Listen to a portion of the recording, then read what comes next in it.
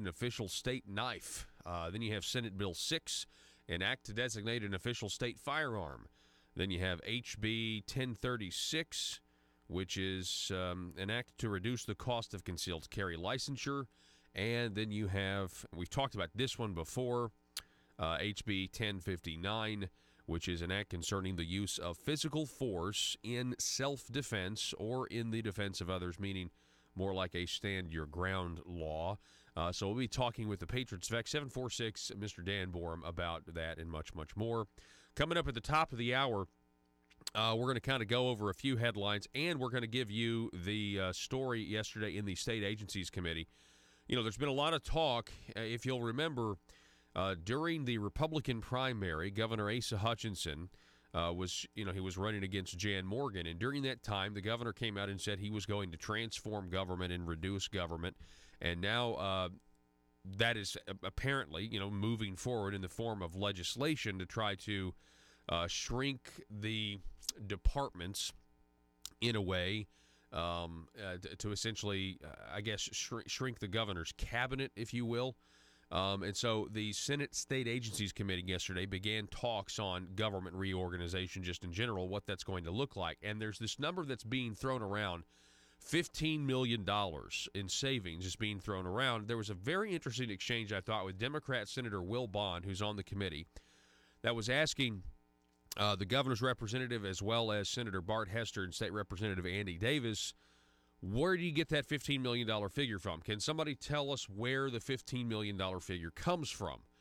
And ConduitNews.com has a write-up on it. We're going to go over that at 7:05, and then we're going to let you listen to the audio because it seemed like, to me, that they didn't have the math with where the $15 million figure is going to come from. And that, to me, is just, it's always interesting. This happens a lot. A lot of times I've been down at the Marble Palace, and this happens. They can't give you a number, and it's always interesting and also a little frustrating as a taxpayer when you hear people, trying to, pass legislation and not being able to, show people the math. And actually, the chairman, Ron Caldwell, instructed DF&A to get those numbers by the end of the meeting, get those numbers to Senator Will Bond and hopefully the public. The show starts in 5 seconds.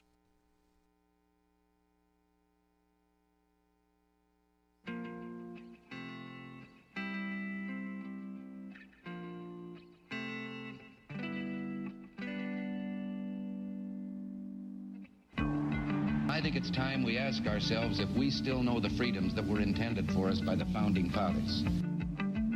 They seem to be in full-scale retreat from spending cuts and are talking about raising people's taxes again. And I have only one thing to say to the tax increasers. Go ahead, make my day.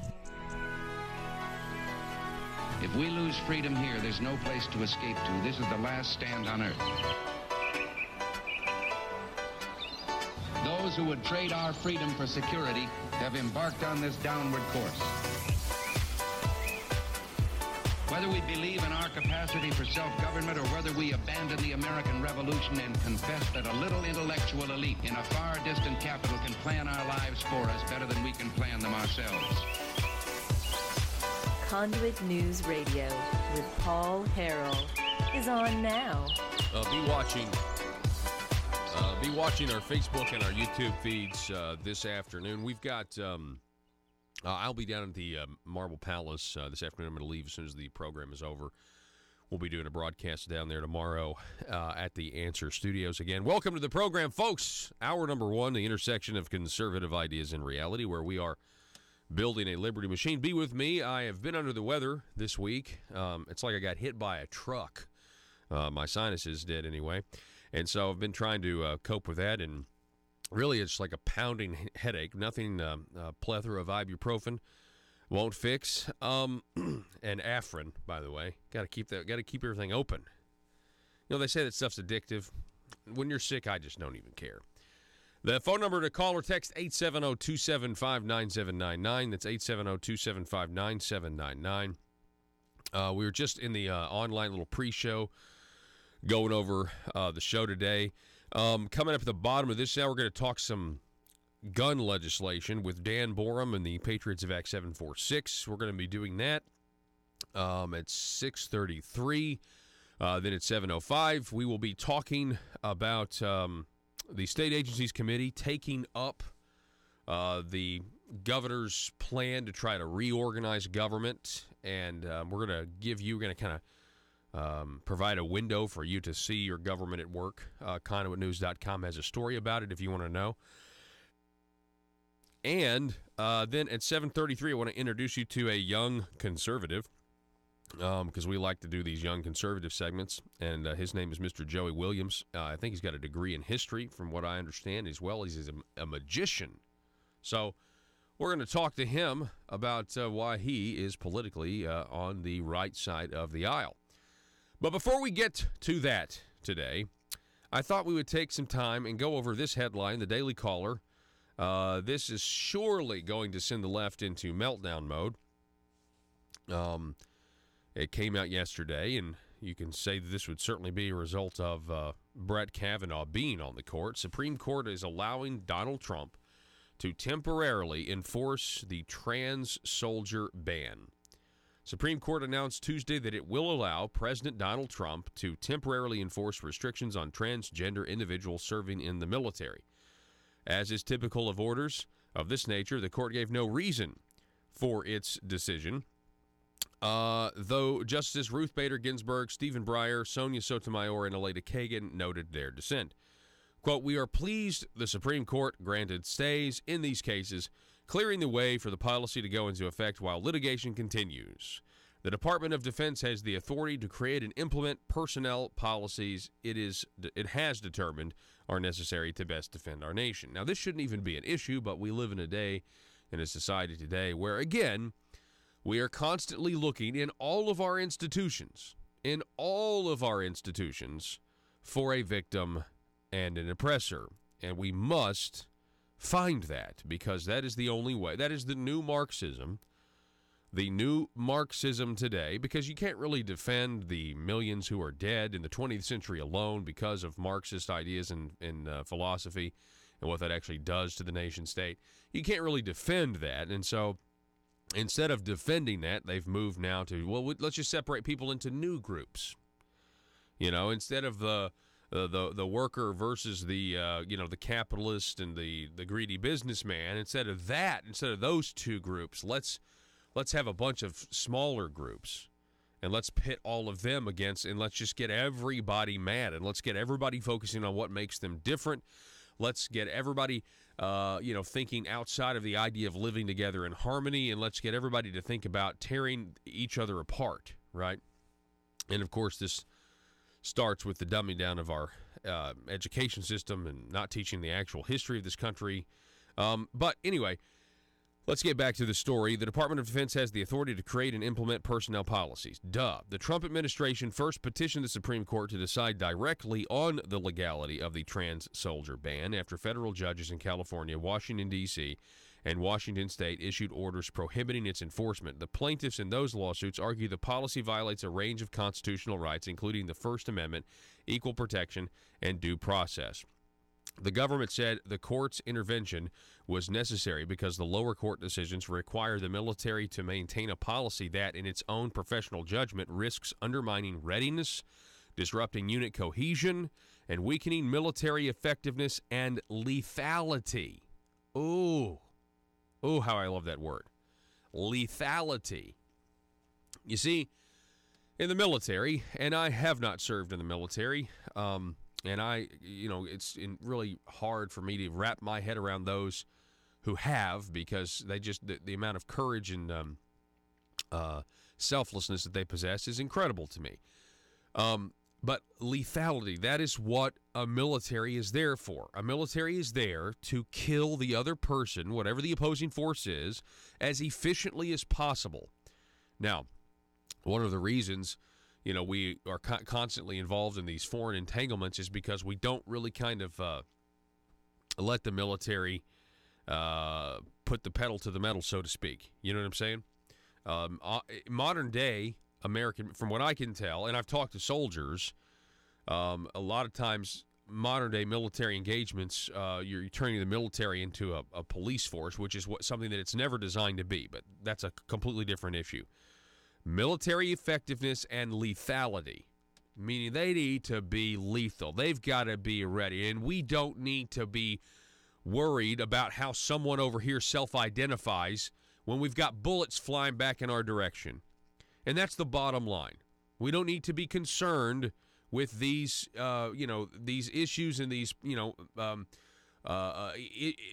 need soldiers who are emotionally unstable. We don't need soldiers who are looking for the next way they're oppressed or victimized. We need soldiers who are ready to kill the other people as fast as they possibly can and with is the most efficiency. We need soldiers that will follow orders.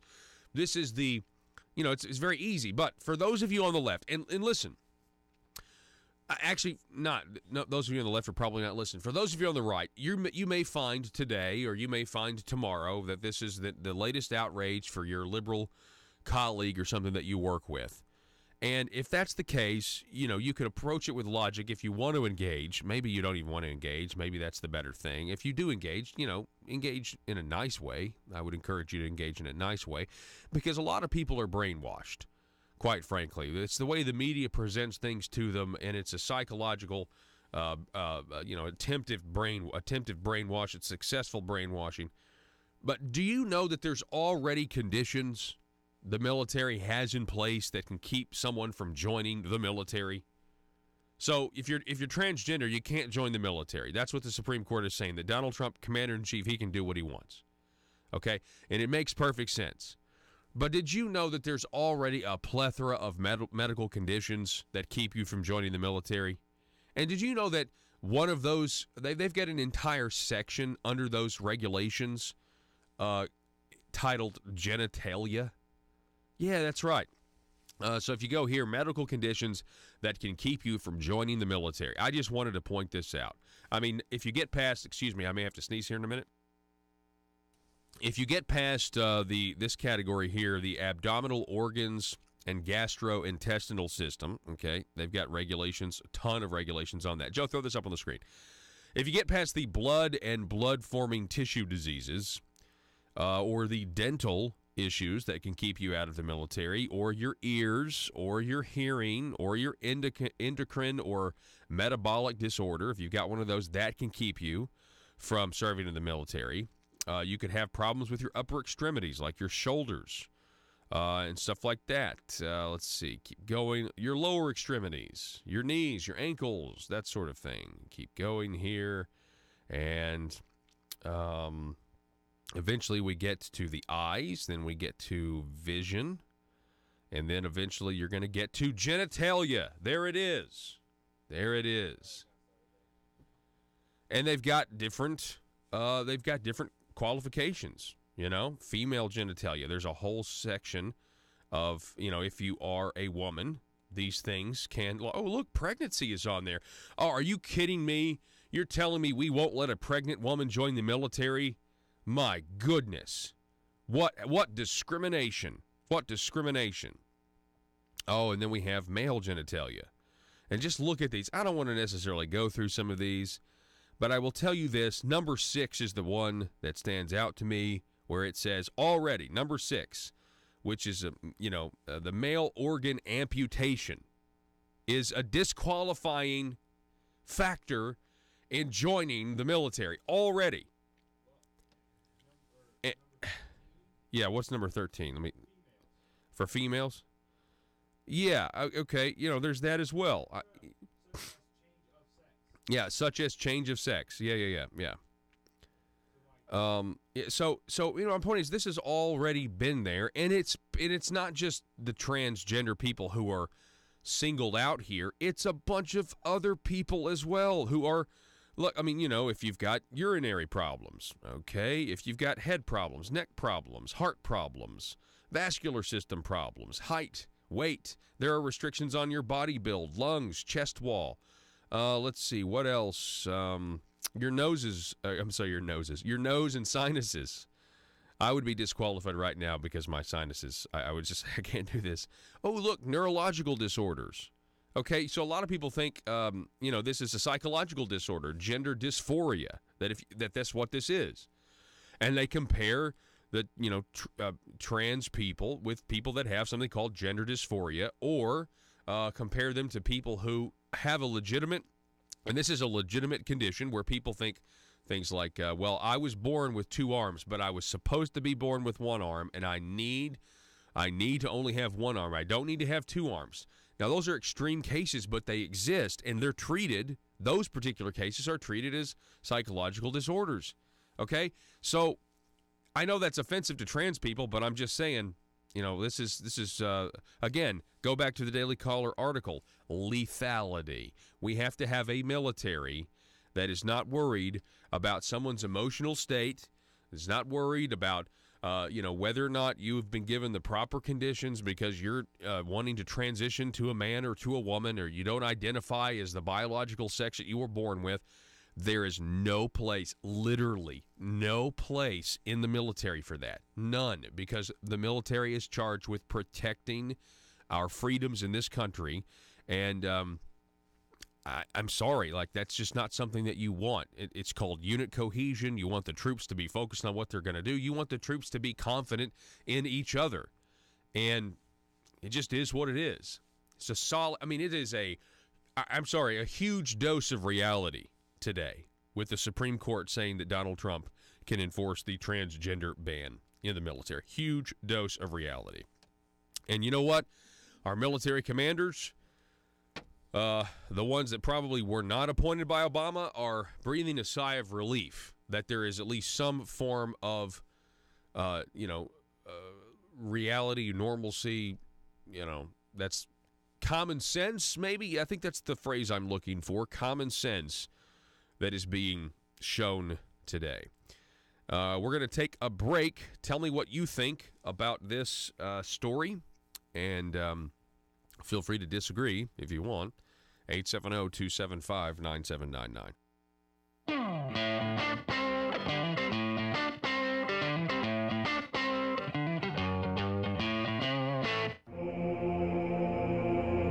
It's Conduit News Radio with Paul Harrell. I want to welcome to the program with Political Strategies. We have Mr. Josh Waters is with us. And Josh, how are you doing this morning? Hey, Paul, I'm doing pretty good. Good morning. Good morning. So let's talk a little bit about the Conduit for Action scorecard. I know that the first score, the first set of bills are out, the ones that CFA supports or opposes concerning what's going on with the 92nd General Assembly. Before we get to those, can we just talk about the purpose of this whole process and what it eventually leads to? Yeah, so, Conduit for Action last session put out these weekly scorecards, tracking the bills, letting the public know, hey, these are the bills that are affecting your... In a world full of constituents with social media accounts, bloggers just looking to increase their page views, and a talk radio host who generally is just the worst, how are Little Rock's elite supposed to conduct business with such a lack of privacy? Introducing the 1835 Club, older and more refined than other clubs that claim discretion. The 1835 Club is for seasoned political veterans that want to conduct the highest form of aristocratic business with the public's money. Are you a schemer? Do you someday want a guaranteed flow of taxpayer money to support your business? Is it your dream to see the .gov domain at the end of your business website? Don't listen to the imitators. The 1835 Club is the place where corrupt politicians and businessmen hatch their next crony schemes. At the 1835 Club, we make lobbying safe and legal. Ethics. Why, of course. All business is done in an ethical manner. Just look for the sign above the door that reads, loophole. Are you tired of the Capitol Police restricting your access to the roof after a perfectly good night of drinking? The 1835 Club has libations and a perfectly good roof. Other crony clubs that promise discretion try to lure you in by advertising bars made out of aeroplanes. Well, at the 1835 Club, instead of an airplane fuselage, we've got a space shuttle. No, not a bar. We've got an actual space shuttle that makes a daily run to the moon so members of the 1835 Club can have some real privacy away from the bloggers and taxpayers. Are you an Arkansas aristocrat? Do you want to be? It's the 1835 Club, and we work tirelessly to make sure the good old boy system remains alive and well. Join today. Disclaimer. The 1835 Club reserves the right to deny membership to anyone who has principles. Any talk of the Declaration of Independence or the Constitution must be done in jest or, at the very least, with a condescending tone. And finally, the 1835 Club will be given a 25% commission of any agreements made between politicians and the business community. PHP Parody.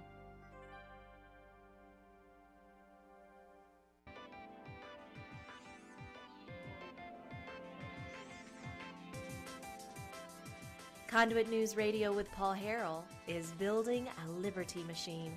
Find out more at conduitnews.com.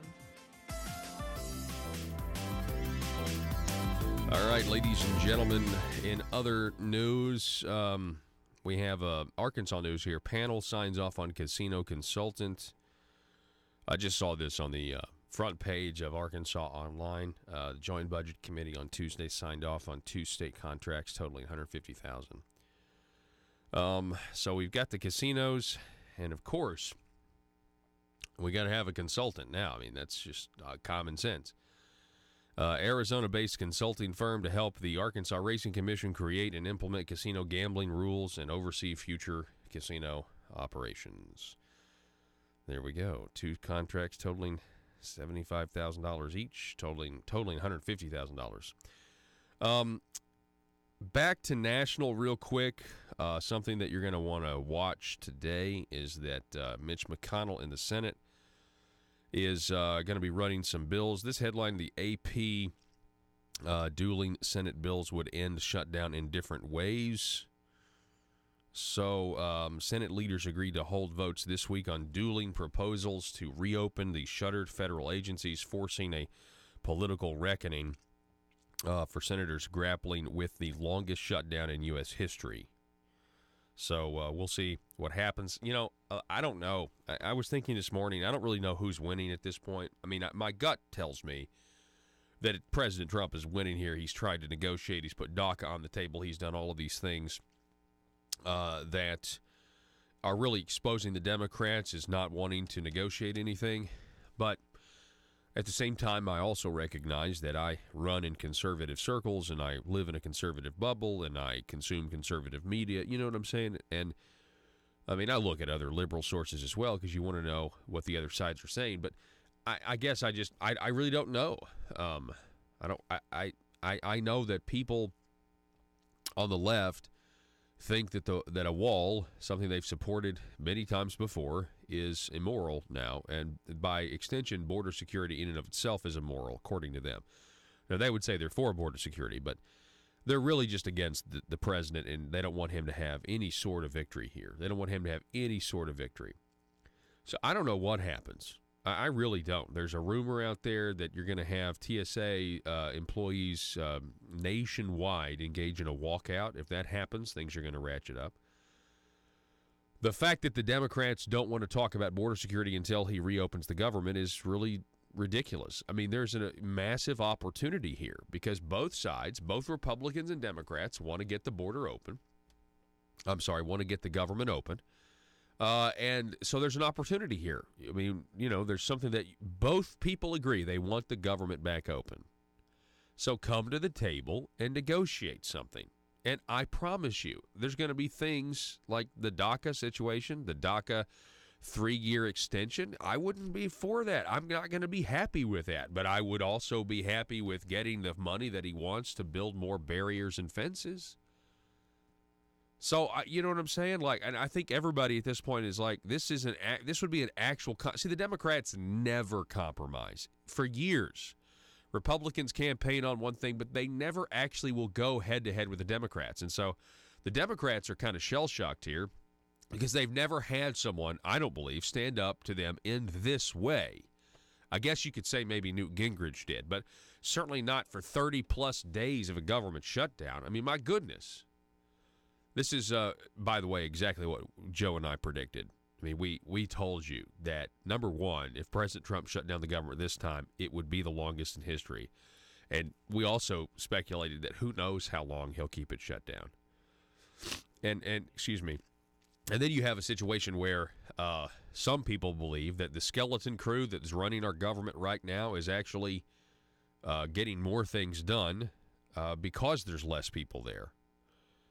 So that's a whole nother situation. Folks, there's been a bill filed in Arkansas that would ban abortion or abolish abortion. I think somebody's counting on Ruth Bader Ginsburg, her seat coming up soon. This from Conduit News. A bill to abolish abortion in Arkansas has been filed by Senator Jason Rapert. The bill has 37 co-sponsors. The Arkansas Human Life Protection Act stated in its finding that it is time for the United States Supreme Court to redress and correct the grave injustice and the crime against humanity which is being perpetrated by their decisions in Roe v. Wade. The law would not go into effect unless and until the U.S. Supreme Court overrules in whole or in part Roe v. Wade, or an amendment to the U.S. Constitution is adopted that in whole or in part restores to the state of Arkansas the authority to prohibit abortion. The findings state that scientific advances have demonstrated since 1973 that life begins at the moment of conception, and the child in a woman's womb is a human being. The bill says that the state of Arkansas urgently pleads with the United States Supreme Court to do the right thing and reverse, cancel, overturn, and annul Roe v. Wade. It is the intent that abortion in Arkansas is abolished and protect the lives of unborn children. Abortion would not be defined if the act is performed with the purpose to save the life or preserve the health of the unborn child, remove a dead unborn child caused by spontaneous abortion, or remove an ectopic pregnancy. The new law would ban purposefully performing or attempting to perform an abortion except in medical emergency. The punishment would be unclassified felony with a fine not to exceed $100,000 or imprisonment not to exceed 10 years. Again, it's interesting. You know, we're one of the most pro-life states.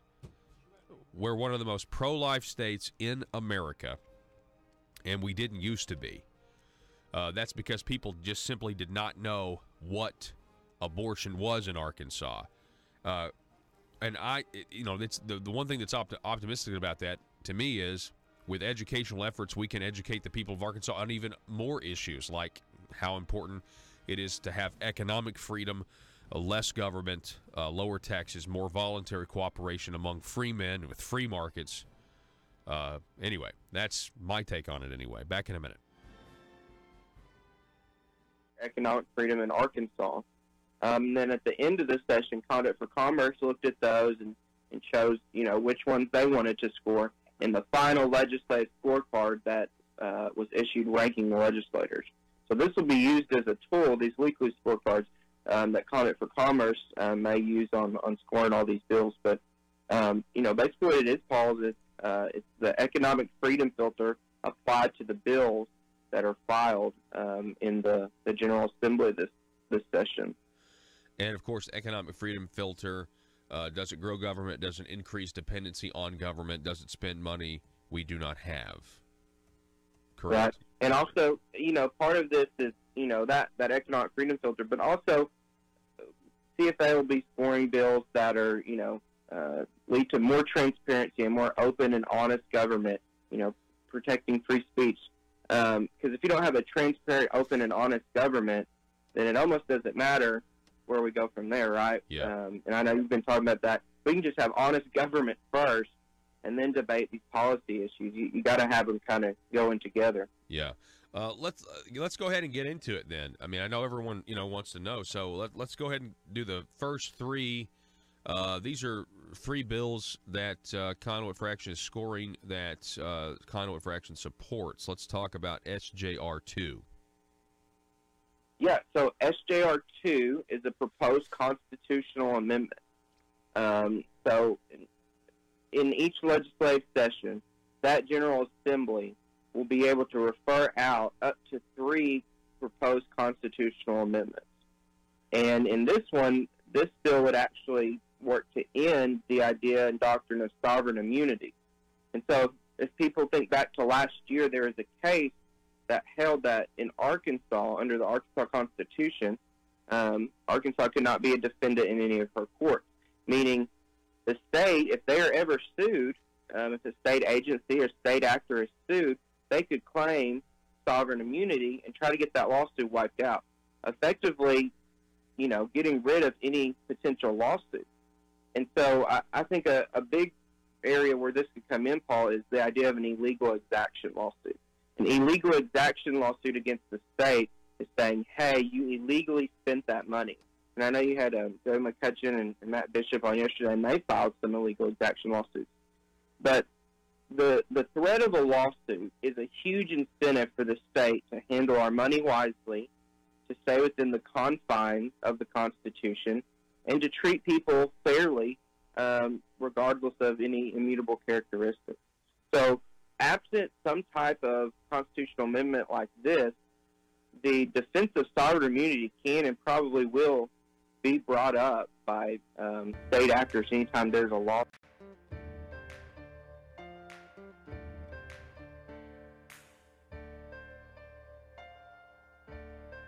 Bringing you your daily dose of truth. It's Conduit News Radio with Paul Harrell.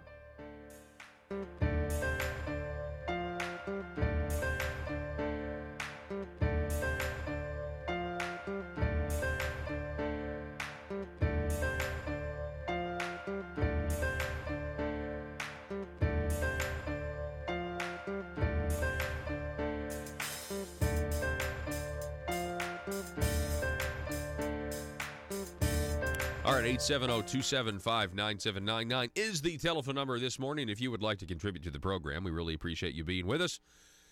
Welcome back to the program from the patrons of X746. We got Mr. Dan Borum on the line. Dan, how are you, sir?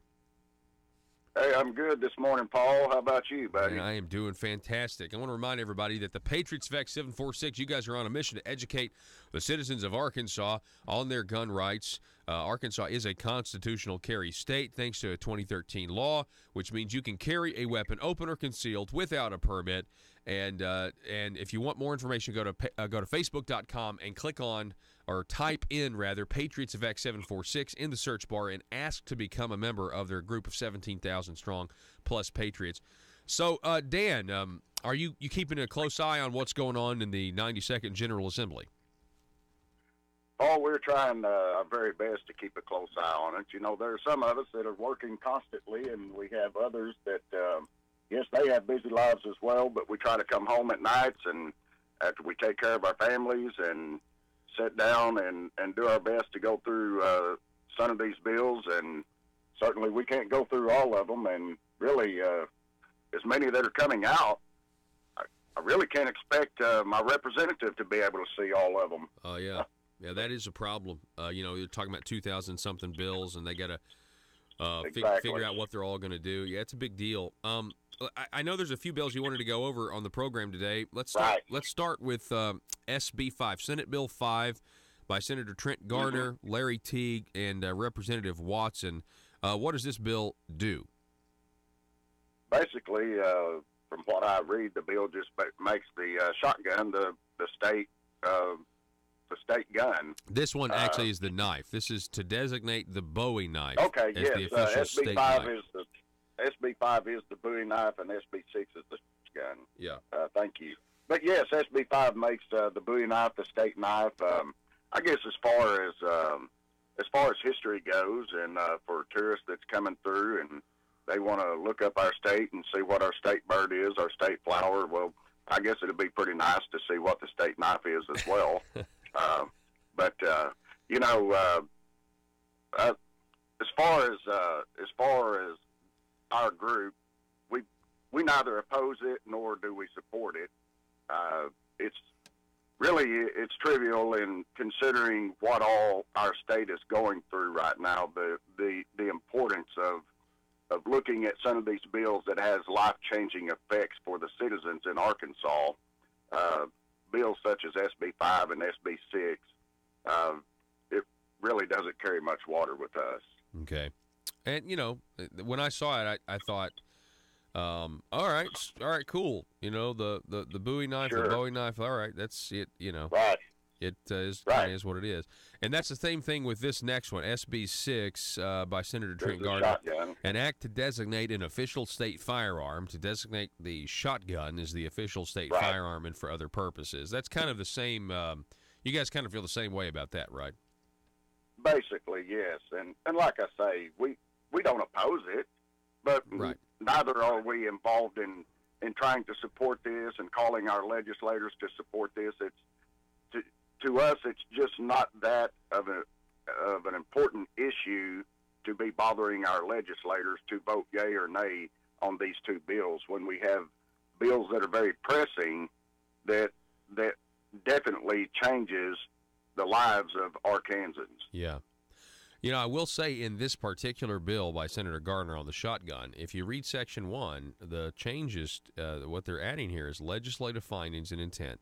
The General Assembly finds that the right to hunt, fish, trap, and harvest wildlife is a right guaranteed by the Arkansas Constitution. For some reason, the Arkansas Game and Fish pops into my mind when I read that. Right. Exactly. It's almost kind of like Robin Hood. Are we really allowed to hunt in the King's Forest? Right. Without his permission. Right. And so I understand what you're saying. Yeah, 18 the King's meat. Yeah. Yeah, exactly. Well, yeah, I've often wondered, and I think maybe there was, they remake Robin Hood. Hollywood remakes Robin Hood like every 2 years. So in one of the renditions, I think they talked about how, these deer and the wildlife and things like that are God's gift to man, like all of men, before like it's government's responsibility. And of course, that's something that is not. We do not see that in our.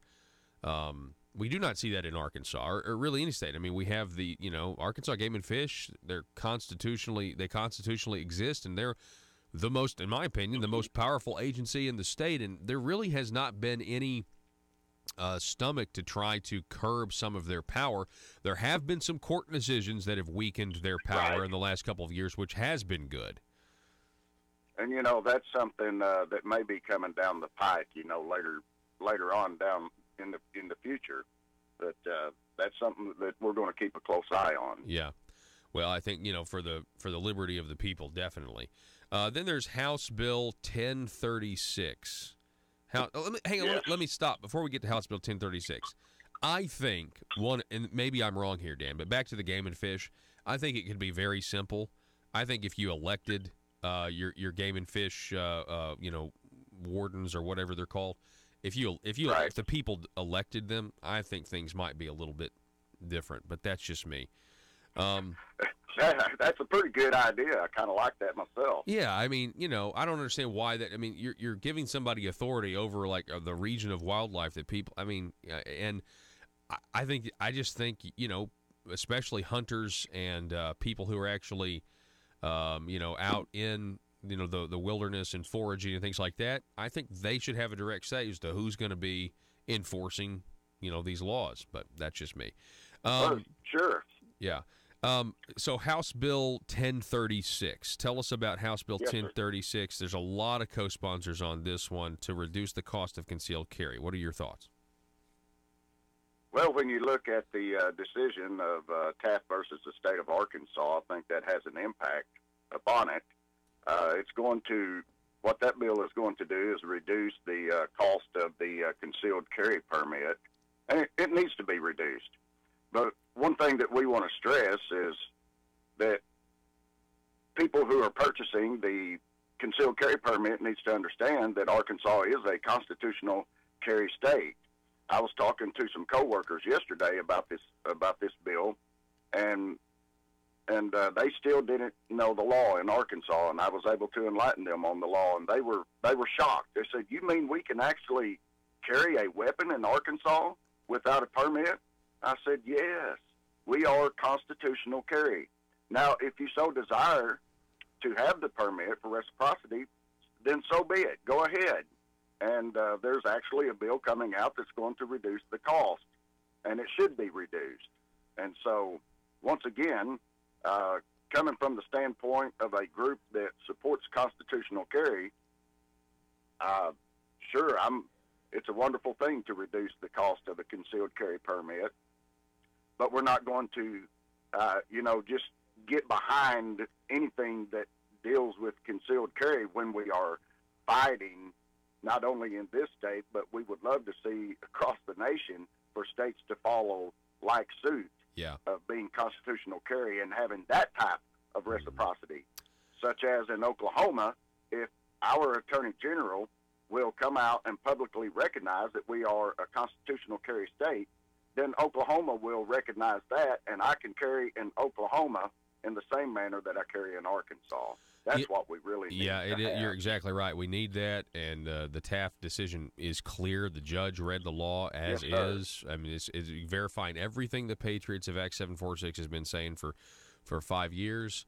What I would also really like, and maybe this is a baby step, but it'd be great if there was a piece of legislation filed, and I don't know if this would be a bill or it would just be some sort of joint resolution that encourages the Arkansas State Police to market their concealed handgun license as a reciprocity license. So to admit we're a constitutional carry state, but then say, but you still need, and tell people they need it if they want to travel outside the state of Arkansas and protect their family and their possessions on the roads.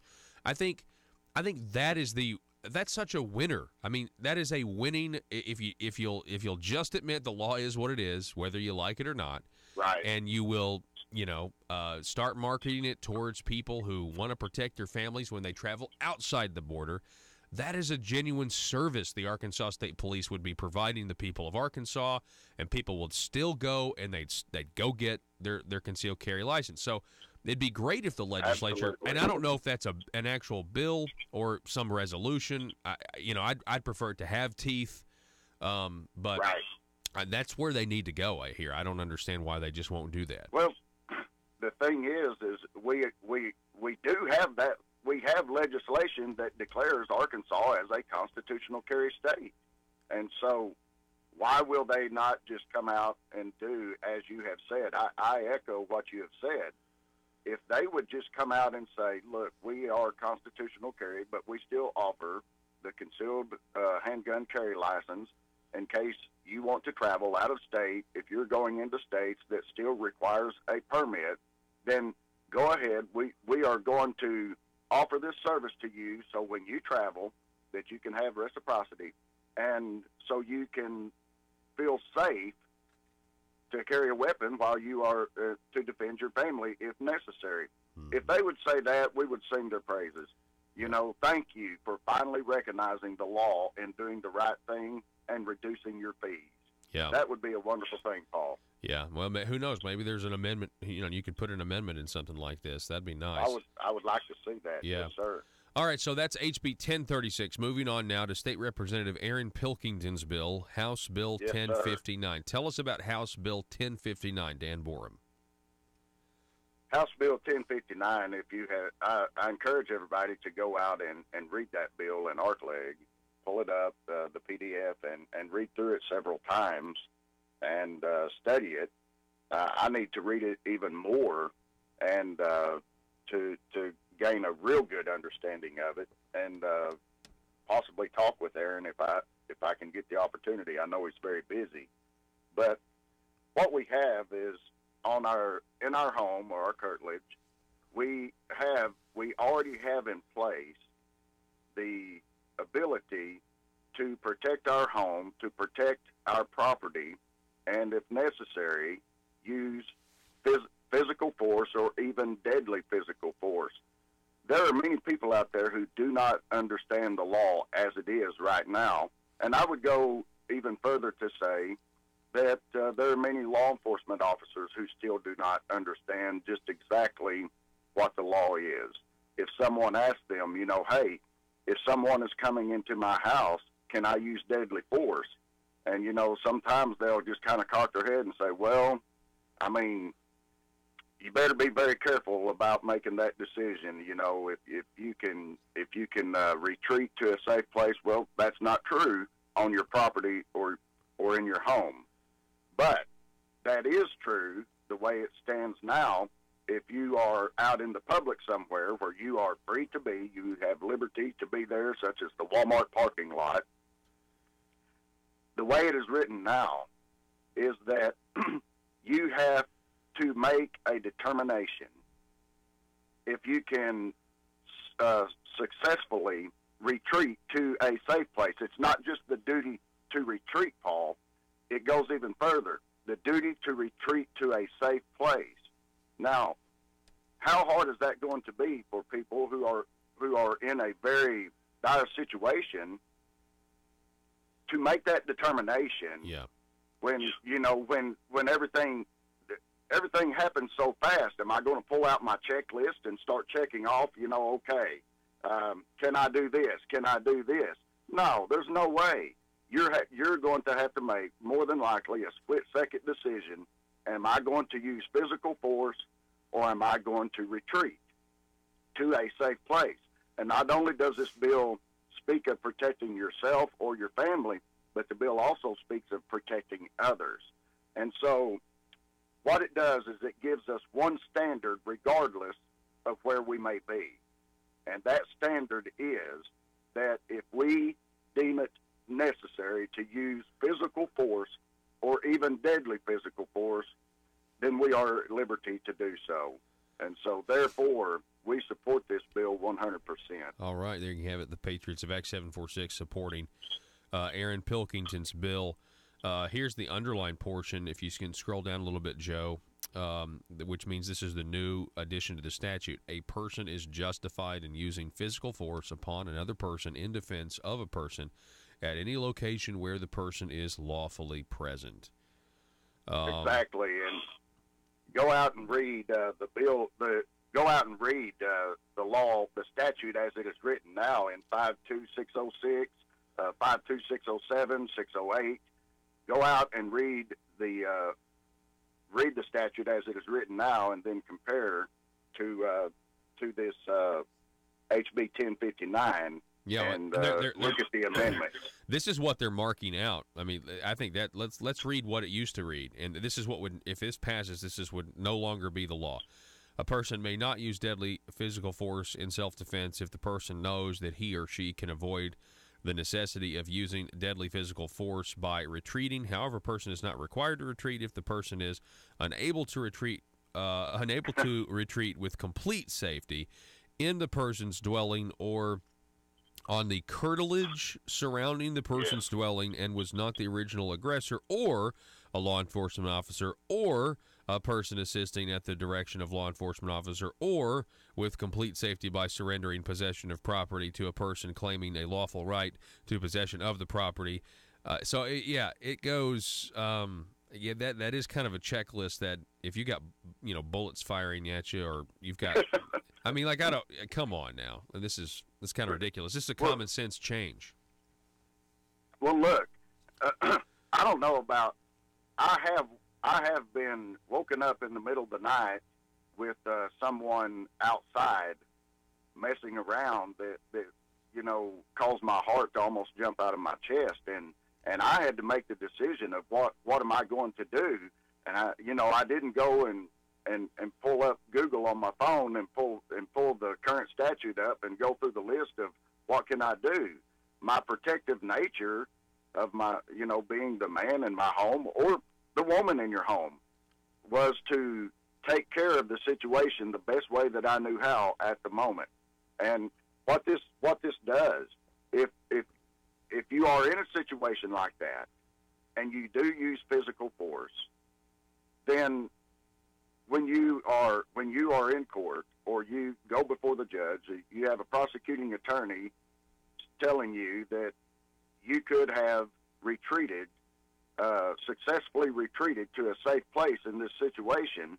It takes out that avenue for the prosecuting attorney to convict you with a crime with this.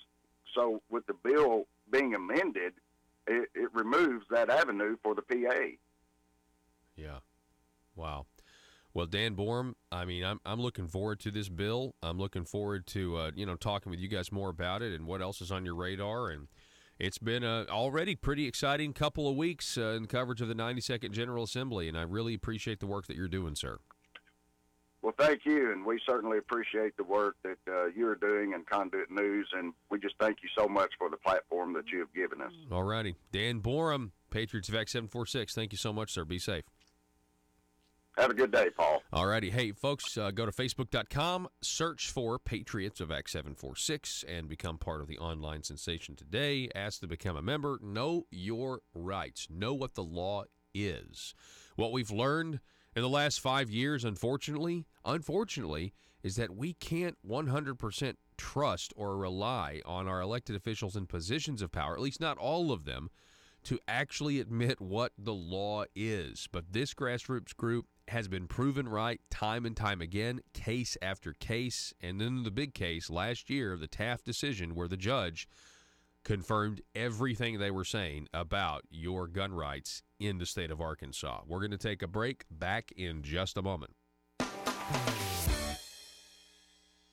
Russellville-based firearms manufacturer Omega are making clones of the most notable German firearms in the world.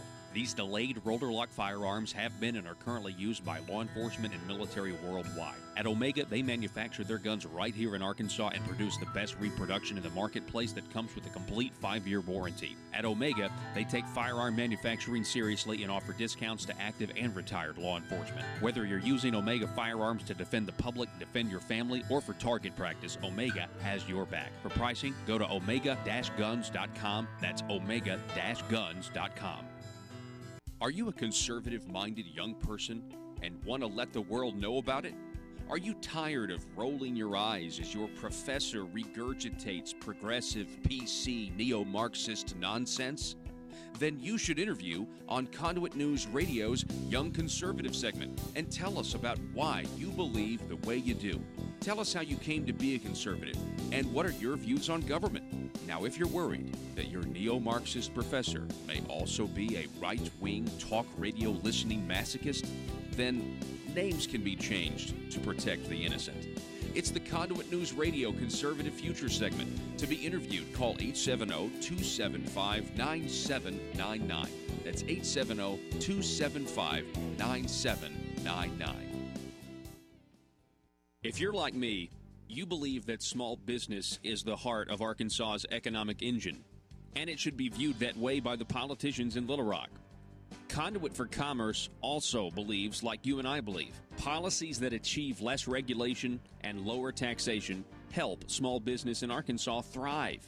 Other policies like small, constitutionally consistent government and reducing citizen dependency on government keeps it from growing and expanding its influence on our daily lives. Conduit for Commerce works every day to educate the general public and legislators on these important priorities in the name of Arkansas small business.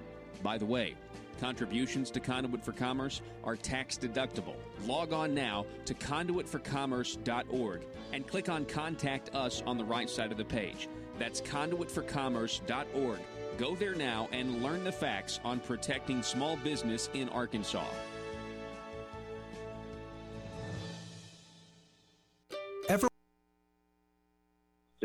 Filed. And so I think this is a really good first step. It would basically say, hey, unless otherwise provided under the law, we have sovereign immunity. And so there are specific instances like an illegal exaction lawsuit or other causes of action that have been granted to the people under state statute. And those would be allowed to be enforced rather than the state coming in and saying, no, the Constitution says you cannot sue us. So it's really a great protection for the people and a huge incentive for the state to basically do the right thing. Yeah, I completely agree with that. That was a very shocking decision. A lot of people were shell-shocked when basically they said the king can do no wrong. You can't sue because the government's the king, and that's not an environment at all that is going to lend itself to transparency. And you were right, Josh. The pressure, the possibility out there.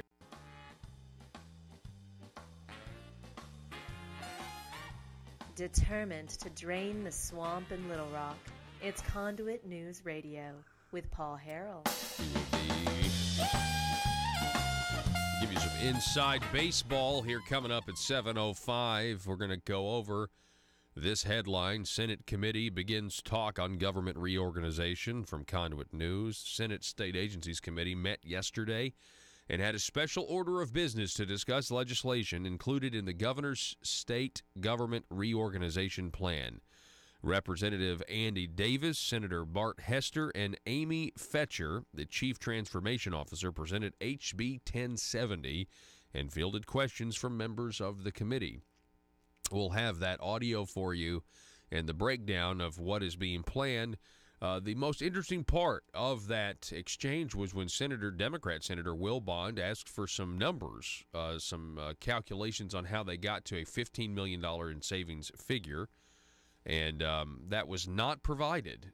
So I think they're going to try to get that information to him in the future, but we're going to let you listen, kind of peer in to a Senate committee. This is a big deal because the Senate normally has been allergic to the idea of streaming, but in an act of transparency, thankfully, in the wake of the level of corruption that we have been seeing, the Senate now streams and records all of their meetings, all of their Senate meetings, all of their chamber meetings, and that is a very positive step in transparency. It's not even anywhere close to what needs to be done, but a positive step nonetheless.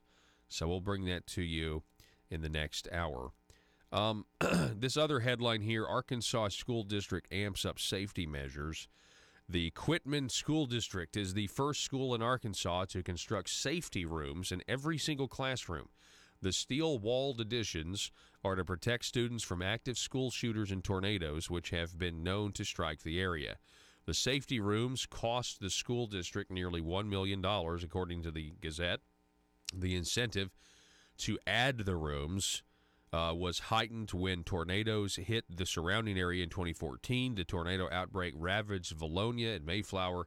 The storm complex destroyed the Valonia Middle School as well as many other homes, vehicles, businesses in the area. 193 people were hurt in the storm. The school district is located in the rural setting of Quitman in Cleburne and Faulkner County.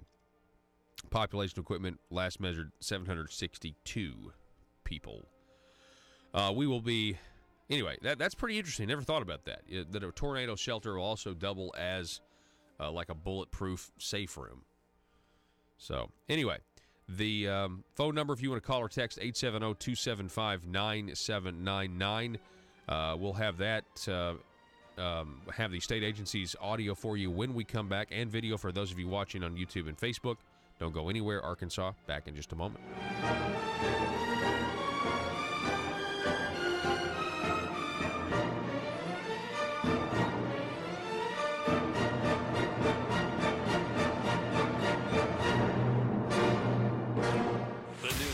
Talk of Northeast Arkansas. This is News Talk 101.3 FM and 12:30 AM KBTM Jonesboro, an EAB radio station.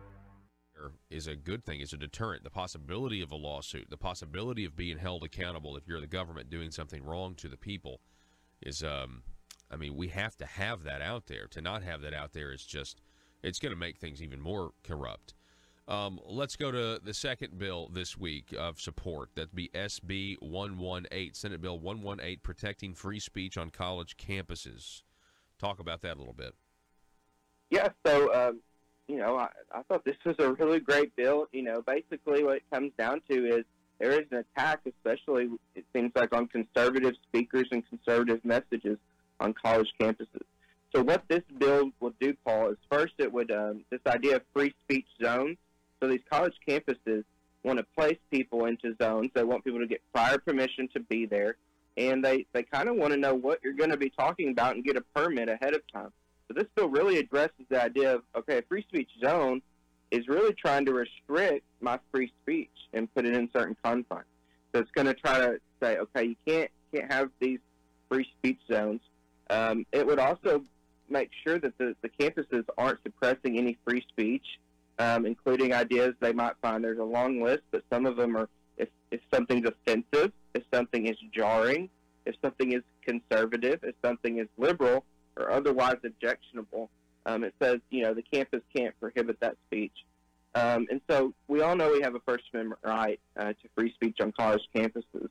But this really goes even further and says we're going to protect that right, and these policies that these schools, they try to make up to get around that, aren't going to be allowed.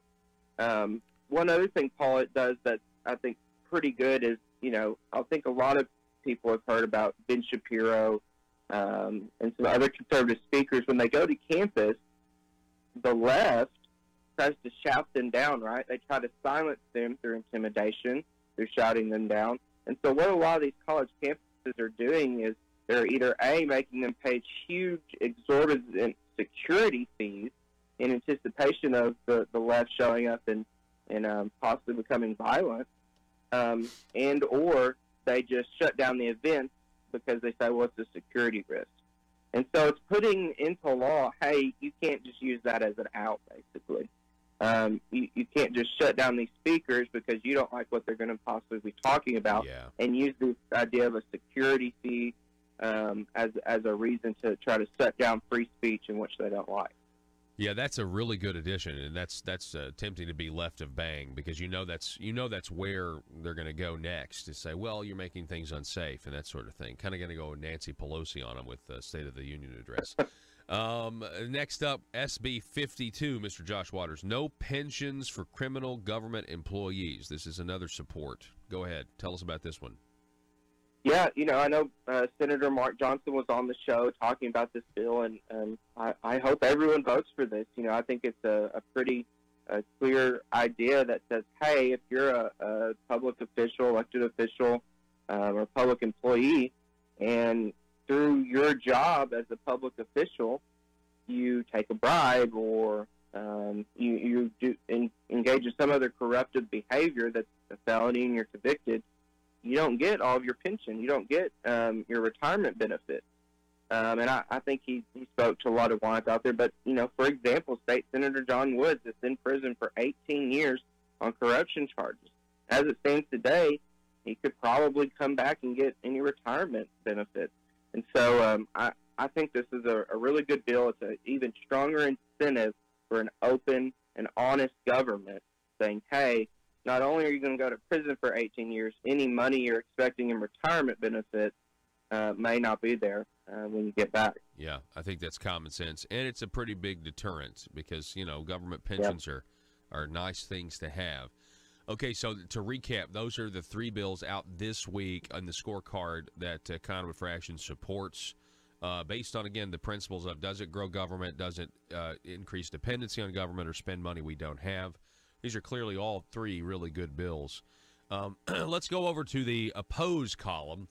I think we've got two bills here to talk about, Josh. Let's start with HB 1060, adding continuing education requirements for HVAC licensees.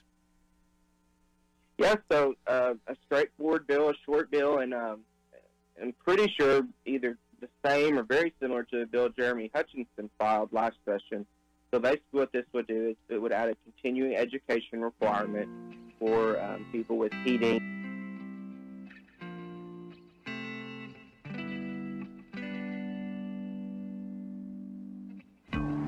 I think it's time we ask ourselves if we still know the freedoms that were intended for us by the Founding Fathers. They seem to be in full-scale retreat from spending cuts and are talking about raising people's taxes again.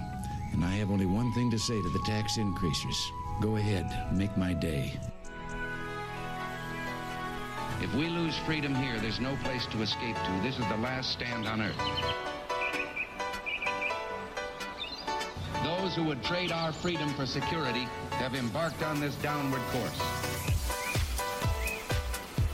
Whether we believe in our capacity for self-government or whether we abandon the American Revolution and confess that a little intellectual elite in a far distant capital can plan our lives for us better than we can plan them ourselves. Conduit News Radio with Paul Harrell is on now. Welcome, ladies and gentlemen. Thanks so much for being with us today. The intersection of conservative ideas and reality. We got a conservative or young conservative segment coming up at the bottom of this hour. I want to introduce you to Mr. Joey Williams here in just a minute, so stay tuned for that. It's always good to get young people's perspective on why they align on their political right. Conduit News reporting that the House passed the first bill of the session.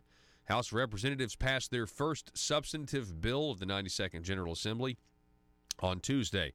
HB 1124 by Representative Deanne Vaught, Republican, establishes a veterinary technologist certification and a vet technician specialist certification. According to reports from the Arkansas Democrat-Gazette, the certifications would allow licensed vets to give written or oral instructions to the tech or technicians for treatment of an animal and must be readily available through electronic technology. The bill is also to help with shortage of large animal vets, according to the Arkansas Democrat-Gazette report. So that's pretty interesting. This was probably the most interesting thing, in my opinion, that happened yesterday, aside from the fact that there has been a bill filed by Jason Rapert to abolish abortion in Arkansas. That's going to be an interesting debate, considering Arkansas is one of the most pro-life states in the nation. Yesterday, the state agencies committee met on Tuesday, had a special order of business to discuss legislation included in the governor's state government reorganization plan. State Representative Andy Davis, a Republican of Little Rock, Senator Bart Hester, Republican of Bentonville, and Amy Fetcher, the Chief Transformation Officer, presented House Bill 1070. They fielded questions from members of the committee. Davis testified that this first bill spells out the different departments of state government, including the purpose, definitions, and transfer mechanisms. Davis went on that the bill focuses on consistent naming throughout the 15 departments. Current boards and commissions would fall underneath each of the departments. Current agency heads will be directors of divisions with a secretary head over all the divisions. Sounds kind of like a centralized approach. Senator Will Bond of Little Rock expressed support for savings, he's a Democrat, and efficiency promised in the legislation.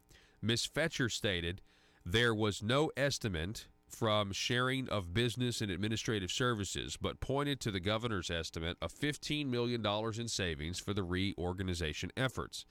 Fetcher said the estimate came from the Department of Finance and Administration. Bond requested to see the calculations that led to the $15 million in estimated savings that the governor had announced. Senator Hester then responded that the governor hopes that the secretary heads will work out shared services within their departments and that the assumptions of savings were very conservative. None of the presenters seemed to have any calculations with them at the meeting. Later in the meeting, Chairman Senator Ron Caldwell, Republican Win, directed the DF&A Senior Counsel, Joel DePippa, to provide Senator Bond with the calculations / estimate of the $15 million in savings. Senator Bill Sample expressed support to have fiscal impact statements for all the reorganization bills similar to how tax bills receive them. The Bureau of Legislative Research Director Marty Garrity said something could be put together but was unsure of what it would look like. You know, generally, I think it's constructive to actually have the calculations. You know, the $15 million in savings sounds good, but I think it's good that the Senate here, or the Senate committee, is trying to say, well, we'd like to see how you arrived at that $15 million number. Where's the math? Okay, and it's kind of something that needs to be, kind of fleshed out here. We've got the audio for you. Let's go ahead and get to Senator Will Bond addressing the three others mentioned. Again, State Representative Andy Davis, Senator Bart Hester, and Amy Fetcher. And this is a big deal because it's the first time on Conduit News that we have ever seen video of the Senate committee. They are now streaming and recording and archiving their video. Props to them. It's a big step forward in transparency. Let's take a listen or a watch. So, just so I understand, this is kind of the shell bill, the shell that goes over all the other bills that are coming behind it, So if you look at page 5, lines 8 and 9, there it says one of the powers and duties of the cabinet level departments will be to share business and administrative services across each cabinet level department as determined necessary by the secretary of each department. And so the discussion, and one of the reasons to do all this is to hopefully save some money. Have there has there been any work done on what sharing of business and administrative services can be with regards to any of these 15 departments? We have not done an estimate to have a number of exactly what could be saved. We have some examples of what have been done throughout mergers and transformations to date during this administration. And we also have the $15 million number that the governor has quoted several times that has been reduced in the current budget for efficiencies. All right, and I guess my follow-up on that, and I don't want to press too early. I know it's going to be a long process to go through the bill, but how do we arrive at that $15 million number? Part of it was a Department of Finance and Administration that looked across the board at the number of administrative positions and support services and just estimated what could be saved in the first year. Well, and that's what I'm getting at. I think if that work has been done by DFNA, I'd like to see it. You know, if they've done that work and come up with that number, I'd like to see how they've come up with that number. And I think everybody in here is all for saving money as best we can. But I think I would like to see how they calculated that. If y'all could get that for us. Like that. Hey, Senator Bond, I think, so the reality is I think the governor hopes that each secretary will have a lot of influence on how that happens within their department and within their cabinet. We've had a lot of members asking for a number. But the reality is there's just not there. We've gone back on some of the other mergers and saw what their efficiencies were and just took some assumptions. I think that the $15 million is probably going to be very, very conservative. But we all know just by looking at some of the other mergers that we've had, even with the AEDC, that when you merge, there's going to be some people that say, I've worked here for 27 years like this and I can retire anyway, I'm going to retire. But you know, there's been a few commitments made. You know, we're not looking for anybody to lose their job, right? I don't think that. I think you can speak closer for the governor's office, but no one's going to lose their job. We're going to let some attrition take place and just some natural efficiencies happen. Right, and all I'm getting at is if DFNA had to do some math to get to 15 million, I'd like to see the math. So, and I don't know if anybody else agrees with me, but that's my request. If that math exists, then I would like to be provided that. But moving on down to lines 15 through 17 on page 5 there. It says all administrative functions of state entity transferred under this chapter shall be administered under the direction and supervision of the cabinet level department. And then if you go down to 24 through 27, I know Senator Hickey asked about some of this. Essentially it says all job descriptions, duties, salaries, and benefits shall be determined by the secretary. So the intent is, just so I'm clear, is the secretary will have control of all, like 99 positions, all hiring and firing authority within these 15 departments. Yes and no. So that's the secretary will have that ability, but there's also language in here. It'd take me a minute to find you the line, but clearly gives the secretary the ability to roll that responsibility down. So the governor's intent is largely for today's departments that will be tomorrow's divisions to operate as they do today, and those division heads will have the authority delegated to them from the secretary to make those hiring and firing decisions and what have you. The secretary would just have sort of a oversight authority over that, sort of a check. Well, and would take direction, obviously, from the executive to try to keep things in line with their direction. And Senator Davis pointed out to me the language on the next page, top of page 6, which is just correct. I appreciate it. But just following up on that, even with this language, it seems to me, and I just want to be clear on what I hear what you're saying about the intent, but based on the language. Senator Bond, I turned your mic off. I apologize. That's all right. It won't be the first time. I turned yours off. Or it won't be the last time. Yeah, it won't be the last time. I apologize for that. And it isn't the first time. I appreciate it. But even with this language, my understanding is that language on page 5, whether it's the intent of the governor or not, the secretaries will be in charge of these personnel decisions. Under state law, we're about to make that state law. Is that? Representative Davis, your mic's off. Thank you. Yes.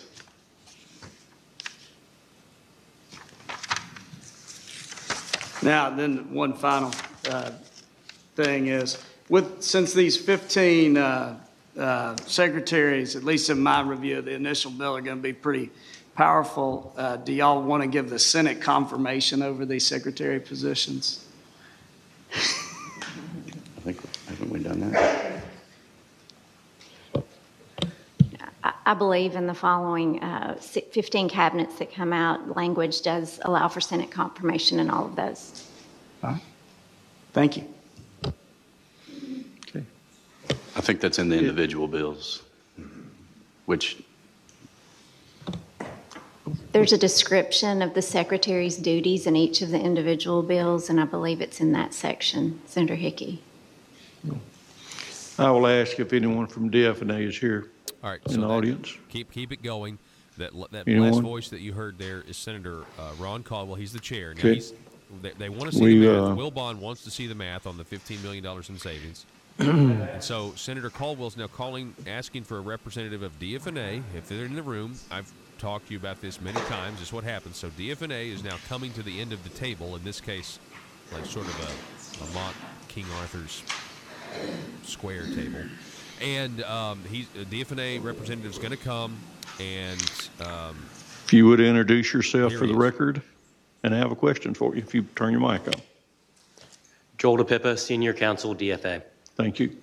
Senator Bond has asked for any working papers that DFNA may have that arises at the $16 million figure.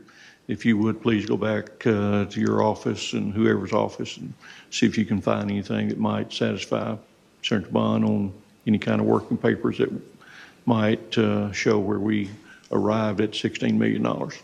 Mr. Chair, if we've got records to demonstrate that 16 million figure or any figure from transformation, we'll forward them to Senator Bond and yourself. Okay. Very good. Thank you. Stop for a second. Stop. Now, the DFNA representative says if we have records, the governor's representative, Amy Fetcher, seemed to indicate earlier that DFNA is the one that came up with the figure of $15 million in savings. Anyway, I think this is a healthy process, by the way. Don't misunderstand me. But what you're seeing here is what goes on behind closed doors. And here we have people presenting a bill to transform government or to reorganize government into where, department heads and secretaries and things like that. And they say we've $15 million in savings. They say it's conservative. Maybe they're right. But then you have Democrat Senator Will Bond saying, I'd like to see the numbers on that, though. And then they don't have the numbers. And I've seen this 1,000 times, by the way, where people get asked about numbers when they're presenting a bill and don't have any numbers to back it up. And typically they end up relying, when that happens, they typically rely on some, 3-letter state agency says that everything's fine. So we'll see if they actually get the numbers to Senator Bond. Now, I think there's a little bit more that goes on here because the Conduit News story on this talked a little bit about the head of the Bureau of Legislative Research, Marty Garrity. So let's keep listening here for a second, if you don't mind. Senator Bond, that's satisfactory. Senator Hickey? And maybe, Mr. DePippa, you said under each one of the individual bills that what Senator Bond had said was as far as a Senate confirmation. I guess I've missed that. Is that, do you know anything about that? No, sir. The transformation bill for DFA has not been introduced, and I have not personally reviewed all of the other transformation bills at this time. Okay. Well, I'm just looking ahead. I guess the next one that we're going to look at for next time is going to be Veterans or Department of Health. But again, I guess whenever we get to that point, I'll need to know where it's at in the particular bill because I guess I've missed that in all of these. Okay. You through? Thank you. Senator Sample? Here's Senator Bill Sample, Hot Springs. Yes, Mr. Chair. I like Senator Bond. think that we need a financial impact statement on You have on a Republican and a Democrat on agree, and each they one want of to these see the math. transfers. Even though you asked for working papers, I think that it would be very beneficial for this committee to see a financial impact statement on each one of these divisions.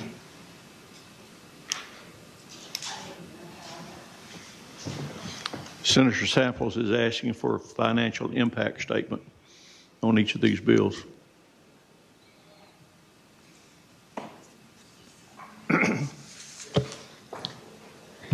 We can put together something. I'm not sure what that information is going to look like. We'll work with DFA to get information from them, and I'll work with Richard to try to come up with something. Okay, because Actually, it'll be Kevin and Tony that'll coordinate that. we have financial impact statements on all of the revenue and tax bills, and so I think that it would be beneficial for this committee to take and have a financial statement or a financial impact statement on each one of these. Okay. Thank you. Thank you, Mr. Chair. Thank you. All right, stop. So there you go. There's a window Anyone else? into the process. That is the Senate State Agencies Committee. This is a big deal. This is the first time we've ever actually seen audio that is that clear, video that is that good, and you can kind of see, you can kind of see how the process works. They want to do. You have these senators, state reps, and they want to do the governor's reorganization plan. They're attempting to do it. They claim $15 million in savings, but then we have a Republican and a Democrat that want to see the math behind that. And so hopefully the Bureau of Legislative Research will get the math to them, and things will move forward according to the will of the Senate State Agencies Committee. We're going to take a break. You're listening to Conduit News Radio. Back in a moment. Ventilation, air conditioning, refrigeration licenses. And so this is just one of those, I think, fundamental principles of being someone who's for limited government and someone who supports the free market. They wouldn't vote for this bill, Paul. And that's because this continuing education requirement it's a new regulation. And there may be some people in the field who even like, yeah, I think this is a good idea. But, Paul, that might actually be used as a sword to go against their competition. Say, hey, you didn't get your continuing education requirement. You don't even get a license anymore. This bill would require licensees to submit on their license renewal this continuing education requirement and show where they did it. So it's going to increase time for them to comply. It's going to increase costs.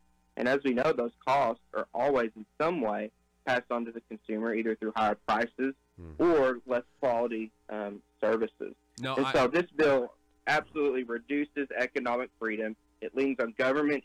Let's face it, times are tough for the Arkansas General Assembly. They're all waiting for the spotlight exposing public corruption to end, so they won't be under so much scrutiny.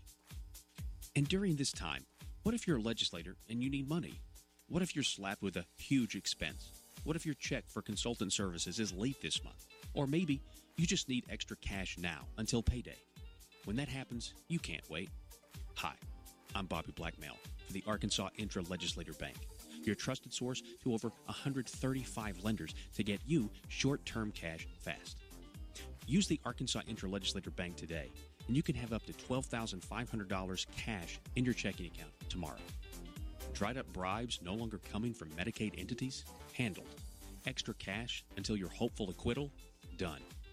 And you'll be surprised at how easy it is to get extra cash.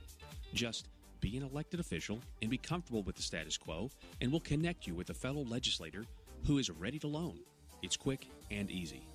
And don't worry if you can't make the payments, because the Arkansas Intra-Legislator Bank is designed to help you get through these tough economic times. There are other ways you can pay off your debt, like by voting the way the establishment wants, or by rewarding some with committee chairmanships. So forget about overdraft fees and the spirit of covetousness that sometimes overwhelms the best of lawmakers. Just remember, the Arkansas Intra-Legislator Bank for short-term cash between colleagues when you need it fast. Some transactions have long-term consequences. Paul Harrell, parody.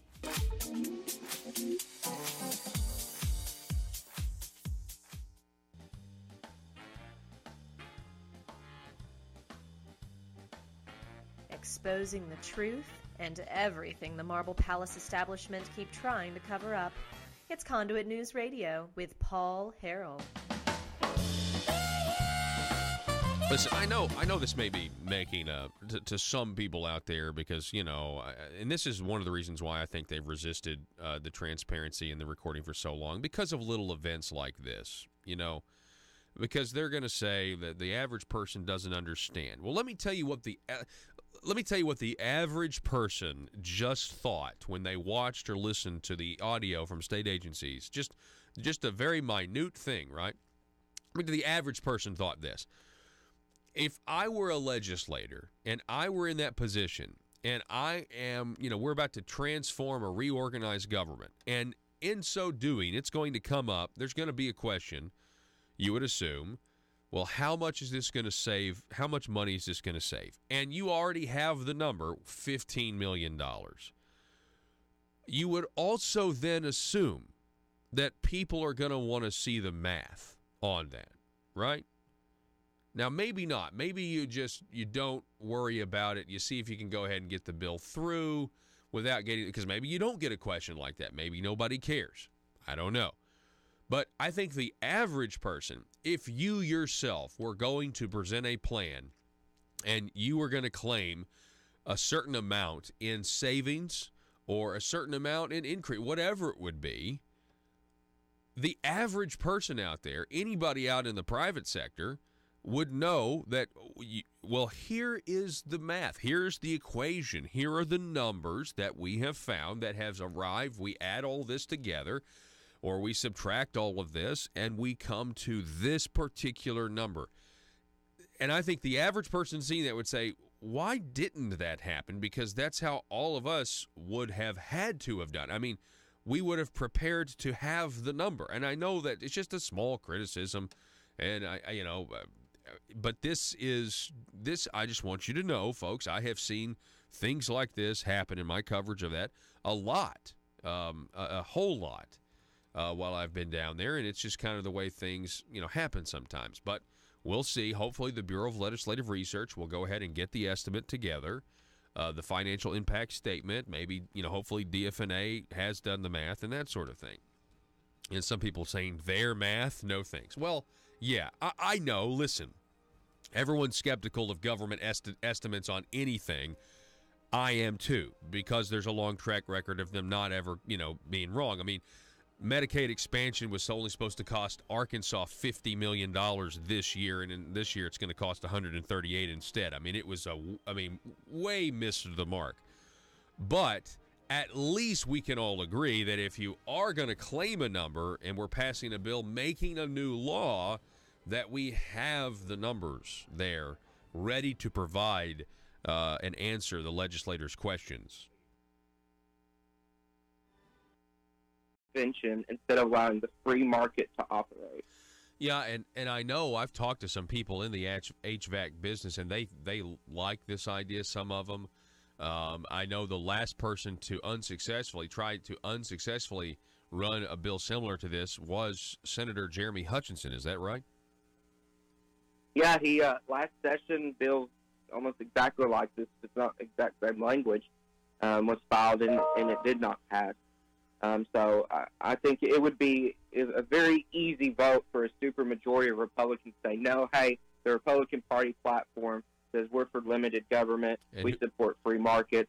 This bill doesn't do that. It's trying the government to come in. Who's sponsoring this bill now? So the sponsor of this bill is Representative Roger Lynch. He's a Republican from Lone Oak. And what does he do for a living? Oh, yes, that was something I didn't know this, Paul.